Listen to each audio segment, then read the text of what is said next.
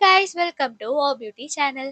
இன்னைக்கு முக்கியமான அப்டேட் என்னன்னு சொல்லி பார்த்தீங்கன்னா, விஜய் அவர்கள் கரூர் சம்பவத்துல உயிரிழந்த எல்லா குடும்பங்களையும் தனித்தனியா சந்திச்சு பேசியிருக்காரு.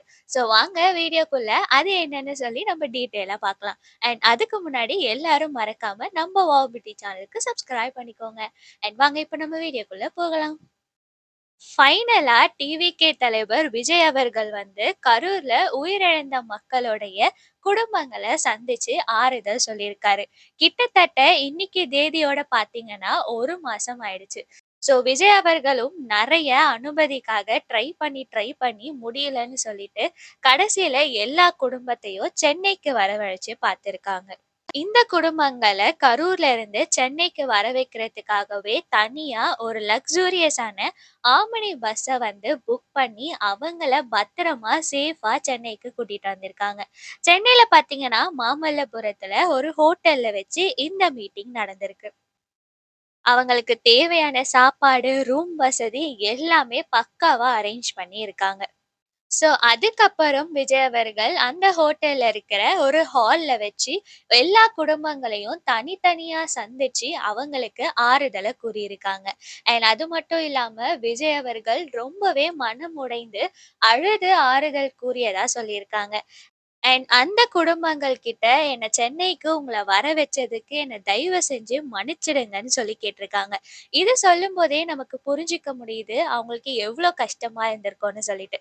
ஏன்னா எப்பவுமே உயிரிழந்த குடும்பங்கள நம்ம தமிழ்நாடு பண்பாடுபடி இல்ல, உலகத்திலேயே நினைக்கிற எல்லாருமே நம்ம தான் போய் சந்திச்சு ஆறுதல் கூறுவோம். ஆனா இந்த இக்கட்டான சூழ்நிலையினால இப்படி பண்றது அவருக்கே ரொம்ப கஷ்டமாவே இருந்திருக்கும்.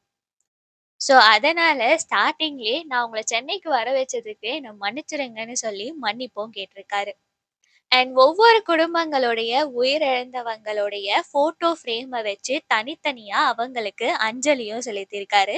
ஸோ ஒரு குடும்பங்கள் கிட்டயும் கிட்டத்தட்ட 15ல இருந்து 20 நிமிஷம் தனிப்பட்ட முறையில பேசியிருக்காங்க. அண்ட் அந்த குடும்பத்துல இருந்து நெறைய கோரிக்கைகளும் விஜய் கிட்ட கேட்டிருக்காங்க. ஸோ அது எல்லாமே விஜய் அவர்கள் பண்ணி தர்றதாவும் உறுதி கொடுத்திருக்காங்க. அண்ட் அது மட்டும் இல்லாம விஜய் அவர்கள் ஒரு முக்கியமான உறுதியும் குடுத்திருக்காங்க. அது என்னன்னு சொல்லி பார்த்தீங்கன்னா, உயிரிழந்த குடும்பங்களுடைய வாழ்நாள் முழுவதும் அவங்க கூட இருப்பேன். அவங்களுக்கு தேவையான எல்லாமே நான் செய்வேன்னு சொல்லியிருக்காங்க. அவங்களுக்கு தேவையான திருமணம், கல்வி, மருத்துவ வசதி எல்லா செலவையும் நானே பார்த்துக்கிறேன்னு சொல்லியிருக்காங்க. ஸோ இத வந்து பெர்ஃபெக்ட்டா நடத்தி முடிக்கிறதுக்காக பிரைவேட் பவுன்சர்ஸ்லாம் வச்சு ரொம்பவே பாதுகாப்பான முறையில இத நடத்தியும் இருக்காங்க. அண்ட் விஜய் அவர்கள் வந்து எல்லா மக்களையும் சந்திச்சுட்டு வெளிய வரக்கூடிய வீடியோவும் இப்போ ட்ரெண்ட் ஆயிட்டு இருக்கு. அண்ட் அது மட்டும் இல்லாம விஜய் அவர்கள் அந்த குடும்பங்கள் கிட்ட சொன்ன ஒரு விஷயம் என்னன்னு சொல்லி பார்த்தீங்கன்னா, கண்டிப்பா கரூருக்கு வந்து உங்க வீட்டுக்கு வந்து நான் சந்திப்பேன். இதுக்காக என்ன மன்னிச்சிடுங்கன்னு சொல்லி கேட்டிருக்காரு. ஸோ இதெல்லாம் கேட்கும்போது ரொம்பவே எமோஷனலா தான் இருக்கு. ஸோ இப்படி இந்த அப்டேட்ட பார்க்கும்பொழுது, கரூருடைய விஷயம் ஓரளவுக்கு ஒரு 50% கம்ப்ளீட் ஆன மாரி ஒரு ஃபீல் குடுக்குது.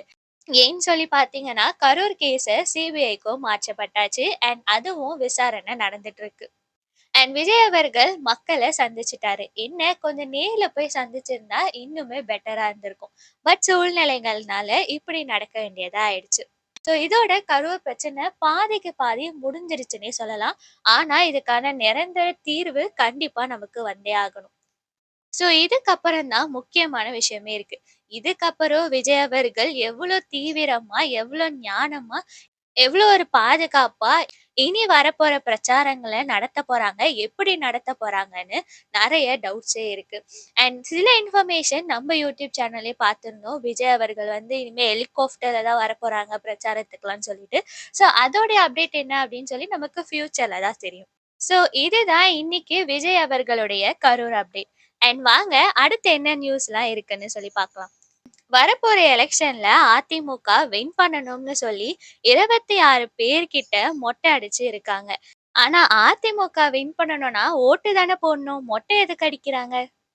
துணை முதலமைச்சர் உதயநிதி இன்னைக்கு பார்த்தீங்கன்னா, ஆய்வு பண்ணியிருக்காரு.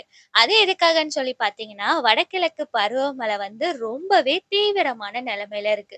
அதுவும் சென்னையில பார்த்தீங்கன்னா, டெய்லி மழை பெஞ்சுட்டே இருக்கு. அண்ட் இந்த தூர் வார்றது, இந்த மாதிரி விஷயங்கள்லாம் ஆய்வு பண்ணியிருக்காரு.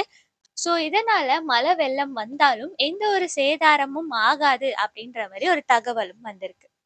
அண்ட் இன்னொரு உங்க எல்லாருக்கும் பிடிச்ச மாதிரி ஒரு அப்டேட் என்னன்னு சொல்லி பார்த்தீங்கன்னா, நம்ம விஜய் சித்து அண்ணாவுடைய டயங்கரம் படத்துக்கு இன்னைக்கு பூஜை போட்டு ஸ்டார்ட் பண்ணியிருக்காங்க.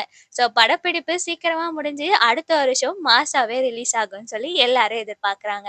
ஸோ நீங்க அந்த படத்துக்காக ரொம்ப ஆர்வமா வெயிட் பண்ணிட்டு இருக்கீங்க அப்படின்னா, இந்த வீடியோவுக்கு லைக் பண்ணுங்க.